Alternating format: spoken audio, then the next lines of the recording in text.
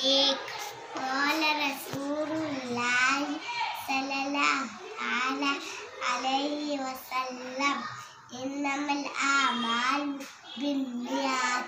फरमाया हुजूर सल्लल्लाहु अलैहि वसल्लम ने अमाल का दारोमदार नियतों पर है।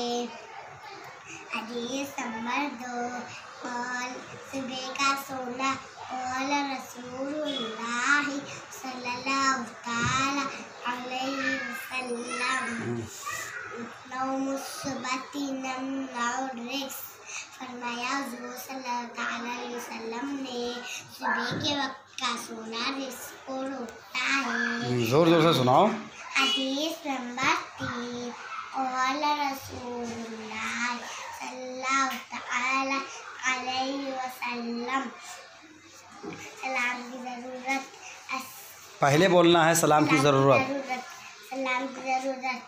और रसूलुल्लाह सल्लल्लाहु अलैहि वसल्लम अस्सलामु क़ब्लल कलाम। फरमाया हुजूर सल्लल्लाहु अलैहि वसल्लम ने सलाम की बात करने से पहले सलाम करो।